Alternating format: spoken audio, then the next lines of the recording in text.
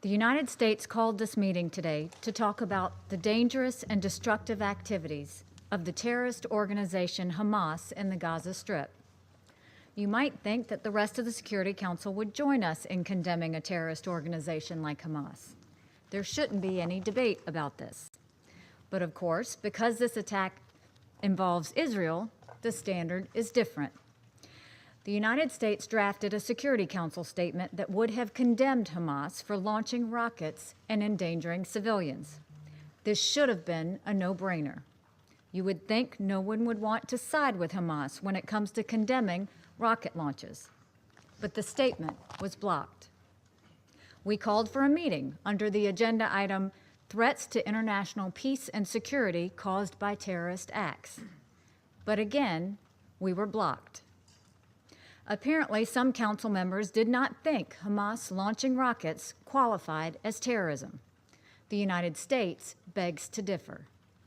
We all know that certain actions in and around Gaza receive an enormous amount of attention, both here in the Security Council and throughout the international media.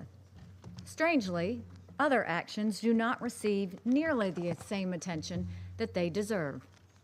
One such action that calls out for attention and condemnation is what happened yesterday. The facts are clear. On May 29th, Hamas and an allied militant group fired at least 70 rockets and mortars from Gaza into Israel. This rocket attack was indiscriminate, aiming to cause as much civilian death and destruction as possible.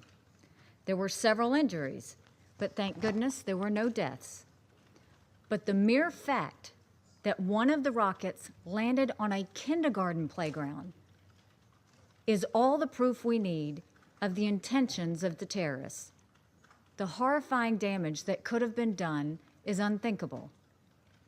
Unlike some situations we deal with here in the Security Council, where guilty parties claim mistaken identity or lack of evidence of responsibility, this is clearly not the case. Hamas openly claims responsibility for this attack. They do so proudly. Their only regret is that the attack did not kill anyone. The Security Council has always been quick to pounce on Israel, regardless of the facts and the circumstances. I am very interested in how my colleagues respond when the attacks are directly against Israel. Attacks that are a clear escalation of violence. Attacks that take no steps whatsoever to protect against civilian casualties. Attacks, in fact, whose entire desired income is to maximize civilian casualties. There are a couple of major conclusions to be drawn from this disconnect.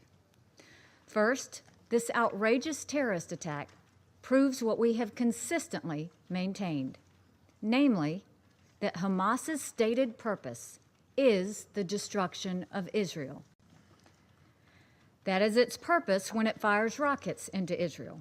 That is its purpose when it builds terror tunnels underneath Israeli territory.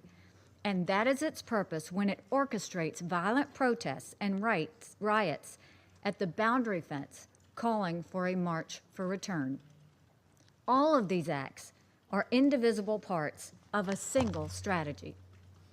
That strategy is to do as much damage as possible to Israel and to provoke a response in self-defense that will create international condemnation of Israeli actions.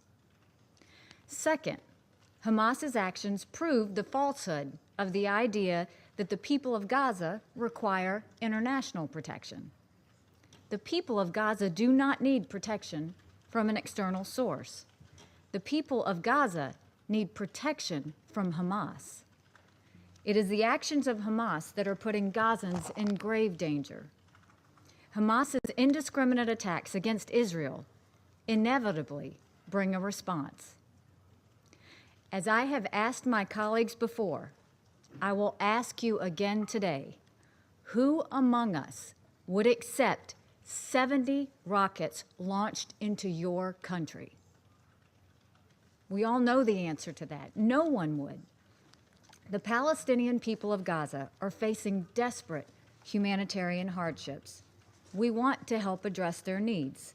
We support Special Coordinator Mladenov's engagement to restart initiatives that could improve conditions in Gaza.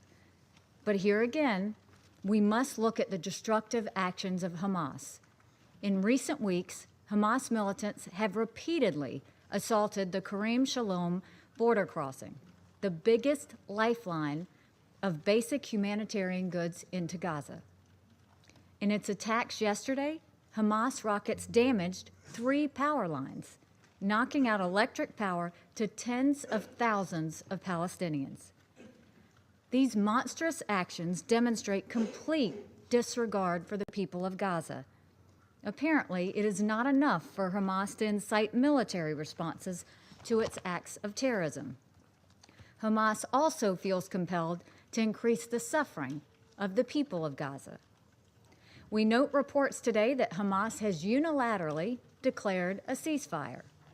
We hope that that ceasefire holds and that there is no more rocket attacks. But the fact that Hamas can even declare a ceasefire is further confirmation of Hamas's responsibility for these attacks in the first place. When we consider the situation in Gaza, this is what the Security Council should address.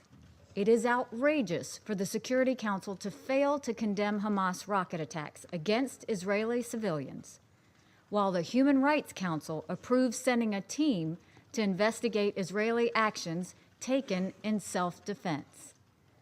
I urge the members of the Security Council to exercise at least as much scrutiny of the actions of the Hamas terrorist group as it does to Israel's legitimate right of self-defense. To allow Hamas to continue to get away with its terrorist acts and to somehow expect Israel to sit on its hands when it is attacked is the height of hypocrisy. To continue to condemn Israel without even acknowledging what is actually coming from the leaders of Gaza makes me question who actually cares about the welfare of the Palestinian people. The Palestinian people deserve a better life. That can only happen if we acknowledge and reject the terrorist actions of Hamas, and if we encourage more responsible Palestinian leadership.